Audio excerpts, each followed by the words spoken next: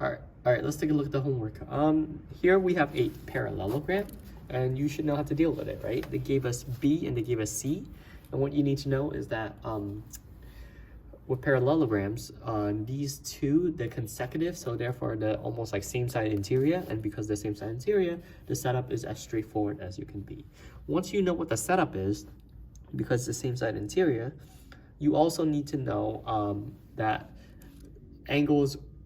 opposite angles are going to be congruent to each other. So once you solve for x, right, you're going to solve for angle B, and once you know what angle B is, you can solve for angle D, right? And that's the answer to probably the second question.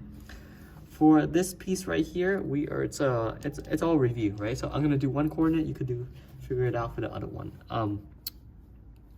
So angle C has the endpoint of 1, -5, right? And then they want a negative 90 degree, so 90 degrees counterclockwise. Well, 1, -5 is 1, -5 is 1, 2, 3, 4, 5 down here. So it's already in quadrant 4. Quadrant 3, 2, 1, and let's do this 3, 6, 9, 12, right?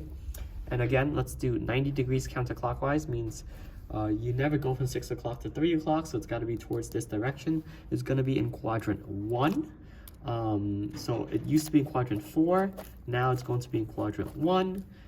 And 90 degrees is always going to be flip. And because it's flip, it's going to be 5, 1. And then since it's quadrant 1, it's going to be positive, positive. So there we go. That's where C prime is going to be. You need to figure out what D prime is. So D is already 4, -2. You're going to figure out what this, name the quadrant, the pre-image quadrant, the post-image quadrant, and the new coordinate over there. Okay, let's take a look at this. In parallelogram JKLM, angle J is 3x minus 5. So let's just mark this up very quickly. 3x minus 5. Angle L is 2x plus 15. Okay, and then they want us to figure out angle K.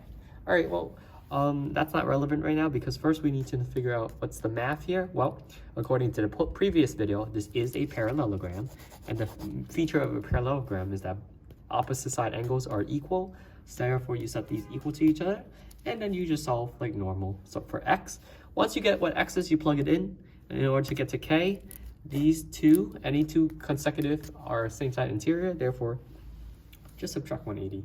You know the deal.